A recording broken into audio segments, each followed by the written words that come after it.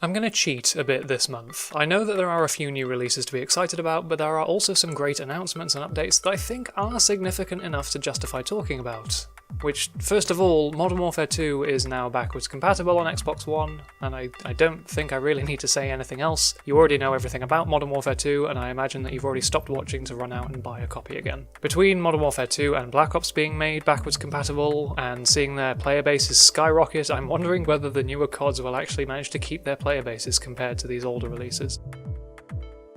Now this September also sees the release of the Shattered Bloodline update for Dead by Daylight. Now before you scoff, very quickly, I know, Dead by Daylight has balancing issues and it always has, but the recent changes makes playing the killer more viable with more control over the match with the right perks. It's still admittedly a toxic community of players with survivors that bully, but I still love this game and I think it's in a better place now than it has been for a long time. Now, the new killer this season is the Spirit, an homage to the greats of Japanese horror with obvious inspirations from Ringu and Ju-on the Grudge. The Spirit can enter a different realm, becoming quicker and invisible, and leaving a copy of herself behind, which is incredibly confusing to run away from. The trade-off being that when she's invisible, she can't see the survivors. She can just see the scratch marks they leave when sprinting and hear the sounds they make. So the Spirit is great for mind games, as the survivors have no clue where she is or where she's going, so you can trick the survivors into vaulting over pallets when they shouldn't, or just cutting off their escape route. The new Survivor has some interesting perks too. The one I'm most looking forward to is the ability to throw a pebble to distract the killer, which I think will play really well against the Spirit's ability, and with general buffs to other killers and new characters, this update does look to be a good one.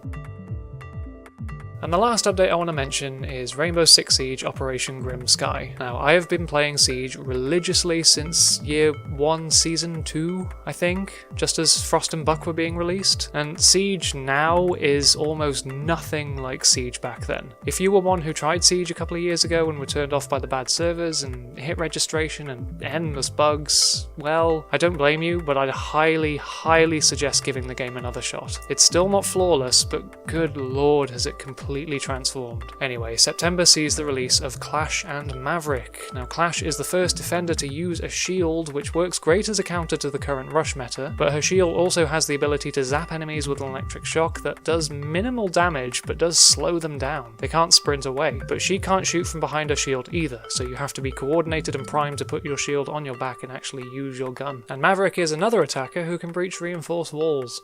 Well, okay, not quite. He has a blowtorch with enough of a charge to only just cut a hole big enough to get through. No, Maverick is quiet and is designed around breaching a small hole in the wall for a stealthy kill. His other benefit is that if, say, Bandit is waiting behind a wall to destroy your charges, well, create a line at the base of the wall with the blowtorch to stop him. It's a great ability, with the trade-off being that Maverick is incredibly vulnerable when using it, so make sure to use your drones and have some backup. Grim Sky will also feature a rework of the Hereford base map, and I quite like what the developers are doing here, because I've been playing Siege, like I say, for nearly 2 years now, so I know the base maps and their exploits and their lines of sight off the back of my hand. So going back and tweaking and reworking and reskinning and adapting these maps keeps things really fresh and competitive.